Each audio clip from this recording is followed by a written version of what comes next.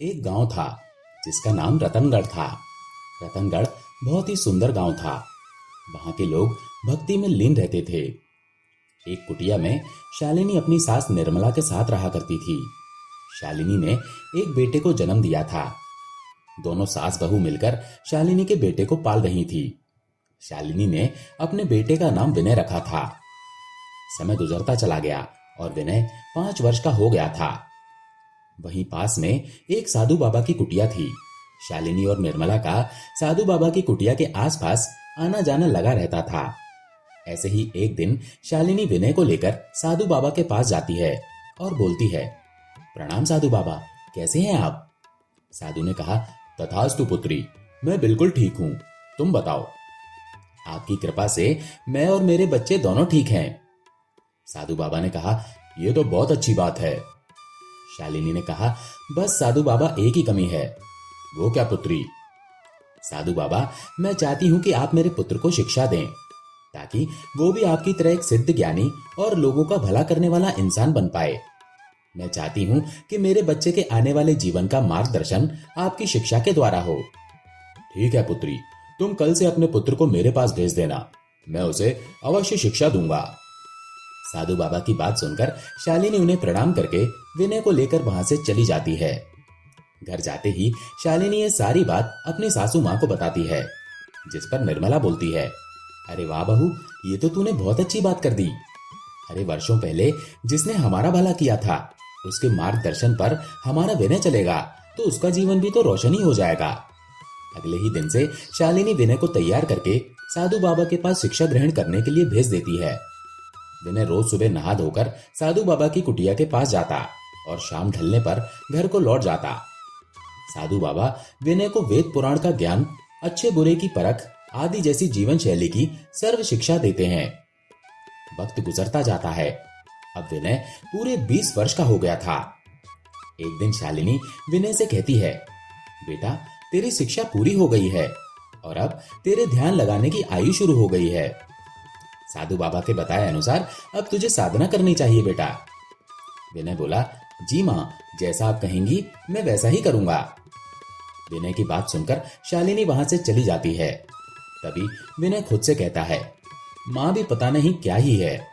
अरे मेरी उम्र के लड़के शादी कर रहे हैं, अपनी अपनी जिंदगी के मजे ले रहे हैं और मेरी मां ना जाने मुझे किन साधुओं के पास भेज देती है। अरे बच्चे स्कूल में पढ़ते हैं, कॉलेज जाते हैं, नौकरी करते हैं और मैं एक छोटी सी कुटिया में जाकर ना जाने कौन से तंत्र मंत्र सीखता हूं। मुझे नहीं बनना कोई साधु वाधु। बस जितना सीख लिया बहुत है, अब मैं अपने मन की करूंगा। ऐसे ही एक शाम विनय बाजार से अपने घर आ रहा होता है। तभी वो देखता है कि कुछ लोग एक साधु बाबा के आगे माथा टेक रहे हैं और उसे ढेर सारे पैसे और अच्छी अच्छी खाने की चीजें दे रहे हैं। ये सब देखकर विनय भीड़ के पास जाता है और एक आदमी से पूछता है, अरे भाई साहब, ये सब क्या हो रहा है? इन साधु बाबा को इतना धन क्यों दिया जा रहा है? वो आदमी कहता है, अरे आप नहीं जानते कि ये कोई ऐसे वैसे साधु नहीं है, सिद्ध बाबा हैं। अरे ये जो कहते हैं वो सच हो जाता है। उनके उपाय से लोगों के रुके काम सही हो जाते हैं। उनके जैसा दानी विद्वान कोई नहीं है, इसीलिए लोग अपनी श्रद्धा से इन्हें कुछ भेंट दे रहे हैं। तुम भी हाथ जोड़ लो, तुम्हारा भी भला हो जाएगा। ये सब देखकर विनय सोचता है, लगता है ये लोग भी मेरी माँ की तरह इस साधु और इसकी विद्या पर भरोसा करते हैं। जैसे मेरी माँ ने मेरा जीवन बर्बाद किया है, वैसे ही ये लोग लगे हुए हैं। पर देखा जाए तो ये कुछ बुरा भी नहीं है। कुछ अच्छा हो या ना हो, पर पैसा अच्छा है इस काम में। क्यों ना मैं भी अपनी शिक्षा का फायदा उठाकर अपनी जिंदगी को बेहतर बना लूं। वैसे भी मेरी माँ और दादी माँ तो कभी मुझे एक अच्छी जिंदगी नहीं दे पाएंगे, तो मैं ही साधु की शिक्षा से कुछ अच्छा कर लेता हूँ, बन जाता हूँ एक चतुर साधु। विनय अपने घर आ जाता है। साधु बाबा की भी अब काफी उम्र हो गई थी। अब वो केवल विश्राम की अवस्था में ही रहा करते थे। विनय भी अपनी बची कुची साधना को पूरा करके पूरी तरह से साधु बन जाता है। ऐसे ही एक दिन विनय अपना झोला लेकर भिक्षा मांगने के लिए निकल जाता है और सुंदरी नाम की एक औरत के घर के बाहर जाकर उससे बोलता है, भिक्षाम देहि। वो औरत कहती है, अरे कुछ नहीं है बाबा, जाओ यहां से। विनय कहता है, ऐसा मत बोलो, इतना सब कुछ तो है तुम्हारे पास, थोड़ा दे दोगी तो क्या हो जाएगा? मुझे एक मुट्ठी चावल दोगी तो तुम्हारा घर अन्न से भर दूंगा। वो औरत ये सुनकर बोली, अगर तुम्हारे पास पहले से ही इतना अनाज है तो फिर मुझसे क्यों मांगने आ रहे हो? विनय ने कहा, क्योंकि साधु का तो काम ही भिक्षा मांगना है। पुत्री, जा बाबा के लिए भिक्षा लेकर आ। बाबा की इस बात को सुनकर सुंदरी एक मुट्ठी चावल लाकर विनय को दे देती है। विनय उस एक मुट्ठी चावल को अपने झोले में डालता है और बोलता है, सदा ही कल्याण हो। अब देखना, तेरे अनाज के भंडार कभी खत्म नहीं होंगे।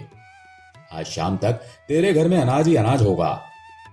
इतना कहकर विनय वहां से चला जाता है और शाम को सुंदरी का पति जब घर आता है तो वो अपने साथ अनाज की खूब सारी बोरियां ठेले पर रखकर लाता है। ये देखकर सुंदरी की आंखें फटी की फटी रह जाती हैं और वो खुद से बोलती है, हे भगवान, उस साधु की कही बातें तो सच में सच हो गई। वो तो सचमुच में ही ज्ञानी और विद्वान साधु था।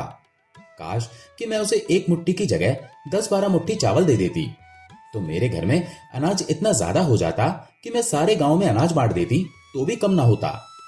सुंदरी अनाज को देखकर खुश हो जाती है, क्योंकि सुंदरी एक बेहद भोली औरत थी और इसी वजह से वो सारे गांव में विनय की इस बात का ढिंडोरा पीट देती है। अब हर तरफ विनय की इस बात की चर्चा हो जाती है कि विनय एक विद्वान साधु है और उसके कहे वचन बिल्कुल सत्य होते हैं। अपनी वाहवाही सुनते ही विनय अपने मन में सोचता है, वाह, बिल्कुल सही निशाने पर लगा है मेरा ये तीर। अरे, उसके पति को तो मैंने पहले ही बड़े व्यापारी के साथ सौदा करते हुए देख लिया था कि कैसे उस बड़े व्यापारी ने उसके पति को इतना सारा अनाज दिया। वाह विनय, साधु हो तो तेरे जैसा, एकदम चतुर। मुझे अपना ये काम ऐसे ही जारी रखना है और अपनी जिंदगी एकदम अच्छे तरीके से बितानी है। आसपास के लोगों में विनय के नाम की खूब चर्चा होने लगती है। सभी लोग विनय को बड़ी बड़ी भेंट चढ़ाने लगते हैं। पैसा, फल, वस्त्र, गहने, किसी भी चीज की विनय के पास अब कोई कमी नहीं थी। साधु का लिबास पहने वो अपनी चतुराई से लोगों को आए दिन ठगता रहता और किसी को भी इस बात की कानों कान भनक तक नहीं लगती, क्योंकि सभी की आंखों पर विनय की साधु शिक्षा की पट्टी बंधी हुई थी। ऐसे ही एक दिन शालिनी विनय से कहती है, विनय बेटा, तू अपनी शिक्षा का एकदम सही उपयोग कर रहा है। बेटा, मुझे तुझ पर फक्र है।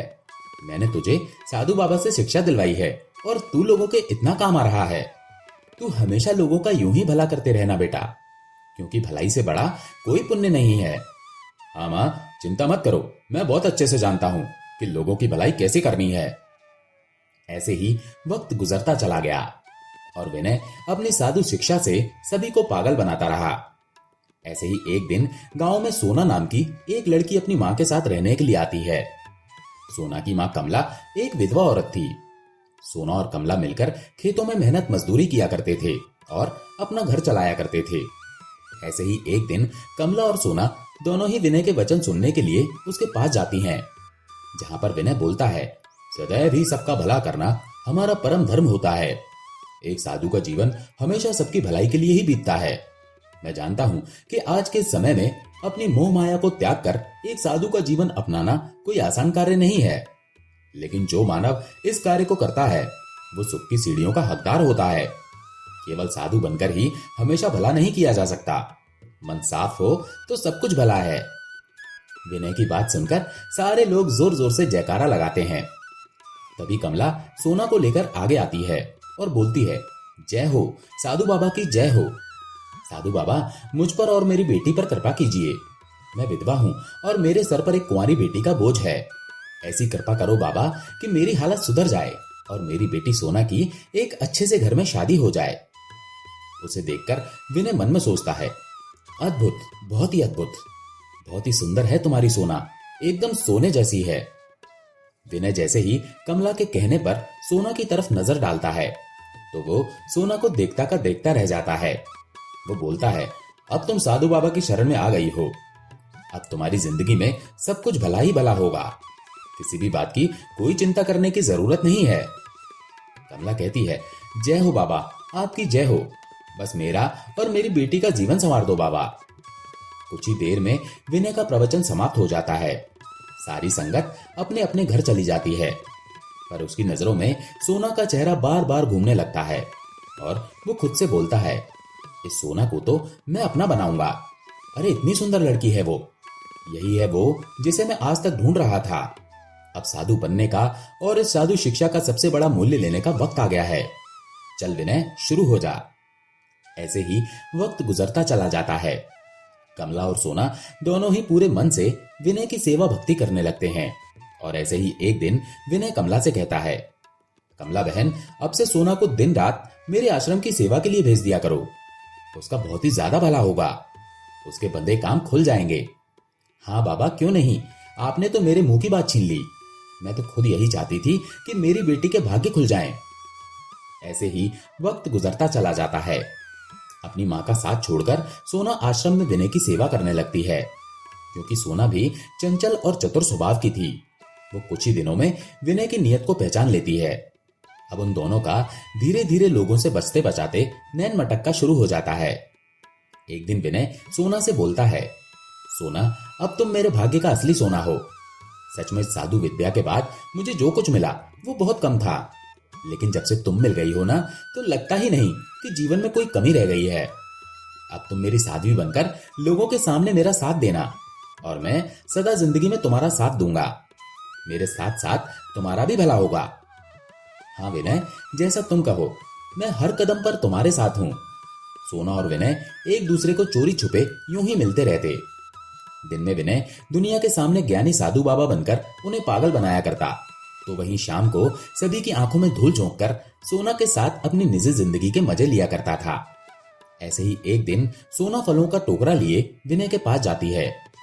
विनय फलों का टोकरा लेकर जमीन पर रख देता है और सोना को अपनी बाहों में लाकर बोलता है, अरे सोना, तुम कहाँ रह गई थी? तुम जानती हो ना, सारा दिन मैं साधु का लिबास पहने पहने कितना उब जाता हूँ। जब तक तुम्हें देख न लूं, तुमसे बात न कर लूं, मेरा तो मन ही नहीं लगता। सोना ने शर्माते हुए कहा, अरे वो माँ ने किसी काम में लगा दिया था, तो बस वहीं पर उलझ कर रह गई थी। सोना और विनय अपनी प्यार भरी बातें कर रहे थे कि तभी वहां पर विनय की दादी निर्मला आ जाती है और अपने पोते के ये काले कारनामे देखकर उसके पैरों तले की जमीन खिसक जाती है। वो गुस्से में विनय को 2 थप्पड़ मारती है। ये सब देखकर सोना भयभीत हो जाती है और वहां से चली जाती है। तभी निर्मला विनय से कहती है, शर्म नहीं आती विनय तुझे ये सब करते हुए? क्या ये दिन देखने के लिए मैं और तेरी माँ ने तुझे साधु बाबा के पास भेजा था? अरे हमारी इज्जत का नहीं तो कम से कम उनकी इज्जत का ही ख्याल कर लेता। अरे उनकी वजह से ही तो तुझे ये जीवन मिला है। तू तो अच्छे से हर बात जानता है, फिर भी तू उनकी दी हुई शिक्षा का ऐसे गलत उपयोग कर रहा है। मैं सारे गांव वालों को और तेरी माँ को बता दूंगी कि तेरा असली चेहरा क्या है। ये सुनकर विनय बोला, अरे दादी माँ, इतना नाराज क्यों हो रही हो आप? थोड़ा सा पैसा मुनाफा आप भी ले लेना और मेरे इस काम में मेरा साथ देना। निर्मला ने गुस्से में कहा, बस कर, अरे शर्म नहीं आती तुझे मुझे अपने गंदे विचार देते हुए? अरे लालच करने से कभी किसी का भला नहीं होता, और तेरा तो भला मैं होने भी नहीं दूंगी। तू देख मैं किस तरह तेरी सच्चाई सबको बताती हूँ।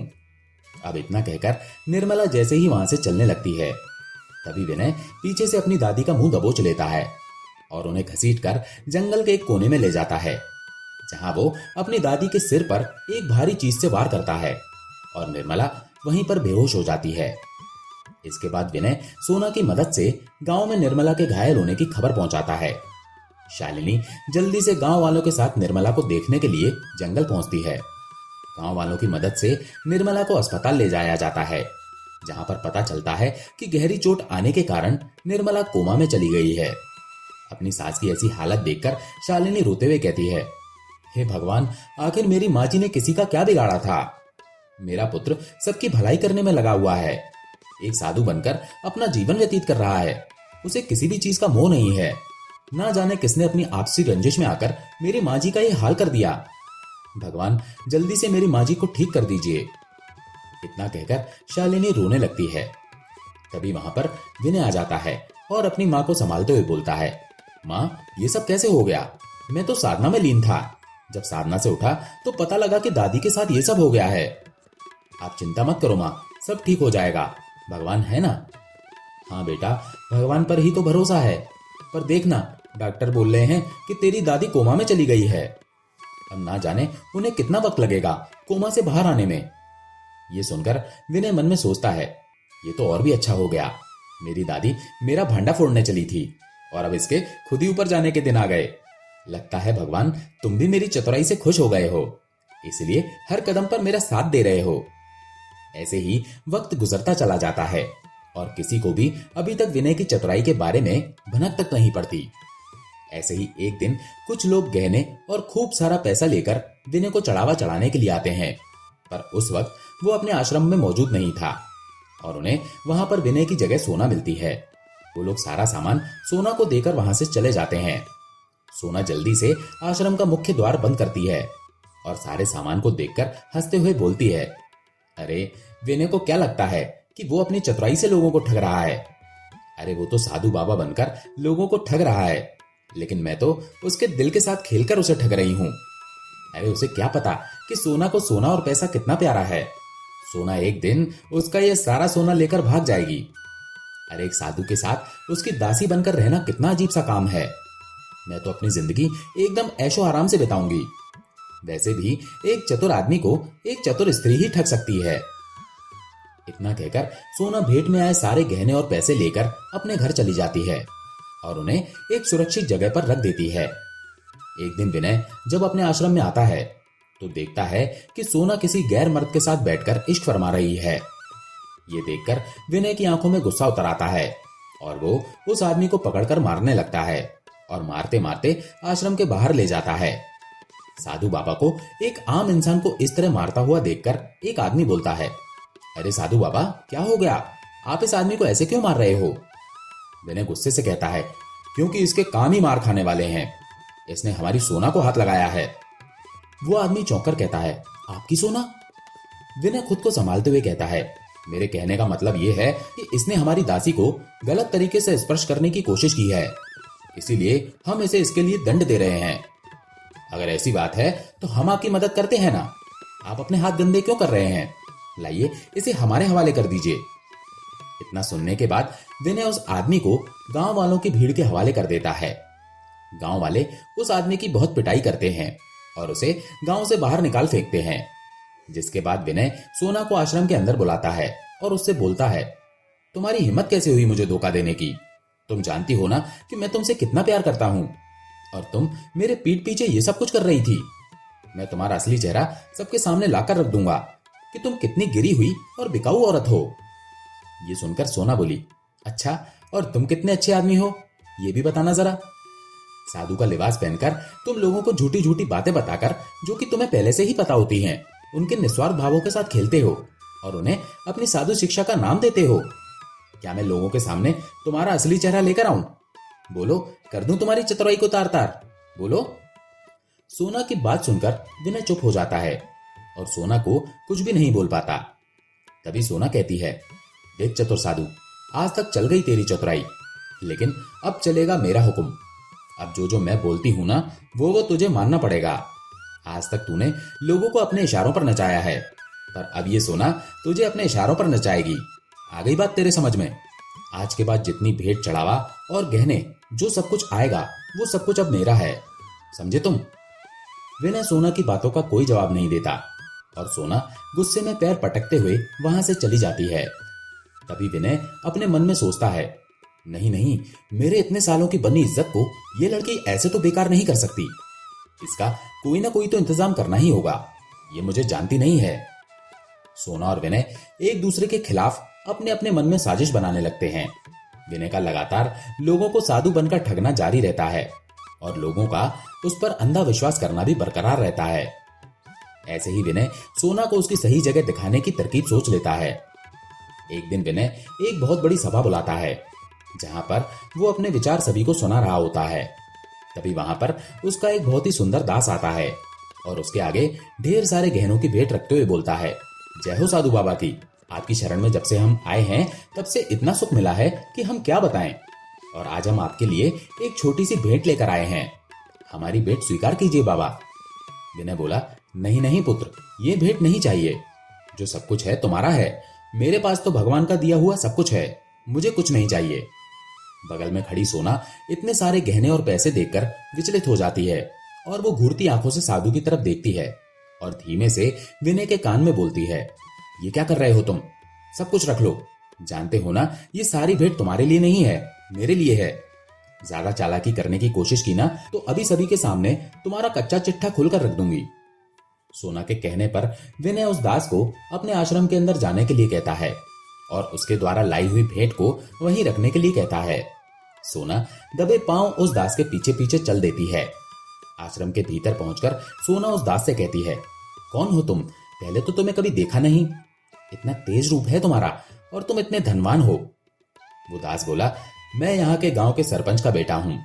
मेरे पास बहुत धन दौलत है, जितनी की किसी आम इंसान के पास हो ही नहीं सकती। अगर ऐसी बात है तो तुम मुझे अपनी जीवन संगिनी बना लो, मैं तुम्हारी खूब सेवा करूंगी।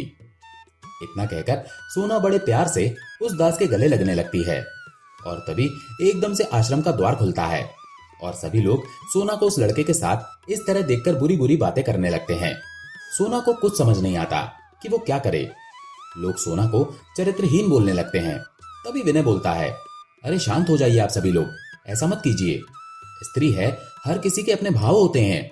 इसका अपने भावों पर काबू नहीं रहा होगा, इसलिए शायद ये भावनाओं में बह गई। ऐसा सुनते ही सोना बोली, अरे तुम क्या लोगों को समझा रहे हो? सबसे बड़े ढोंगी तो तुम ही हो। अरे तुम सब लोग जो इसकी पूजा करते फिरते हो ना, ये कोई बाबा बाबा नहीं है, बल्कि इसका तो मेरे साथ चक्कर चल रहा है। ये तुम लोगों की आंखों में धूल झोंक रहा है, ये कोई साधु वाधु नहीं है। सोना की बातें सुनकर भीड़ आपस में बातें करने लगती है, पर कोई भी सोना की बातों पर जरा सा भी विश्वास नहीं करता और सभी लोग विनय को ही सही बोलते हैं। सोना लाख कोशिश करती है, पर फिर भी विनय की चतुराई को किसी के सामने नहीं ला पाती। कुछ देर बाद सभी लोग वहां से चले जाते हैं और आश्रम में केवल दास, विनय और सोना रह जाते हैं। तभी विनय अपनी जेब से एक मोटी पैसों की गड्डी निकालकर उस दास को देता है और बोलता है, लो तुम्हारे नाटक की कीमत, जाओ तुम्हारा काम हो गया। अब ये लड़की चाहे गंगा ही क्यों ना नहा ले, पर इसकी बातों पर कोई विश्वास नहीं करेगा और हर किसी की नजरों में मैं हमेशा के लिए सच्चा और सत्यवान ही रहूंगा। विनय से पैसे लेकर वो दास वहां से चला जाता है और सोना विनय की चतुराई को देखकर हक्की बक्की रह जाती है। आखिरकार सोना अपने ही बनाए हुए जाल में फंस जाती है और विनय अपनी चतुराई से जीत जाता है और यूं ही चतुर साधु बनकर लोगों को ठगता रहता है। दोस्तों, आपको ये कहानी कैसी लगी कमेंट करके जरूर बताएं। अगर अच्छी लगी हो तो वीडियो को लाइक करके चैनल को सब्सक्राइब अवश्य कर लें। धन्यवाद।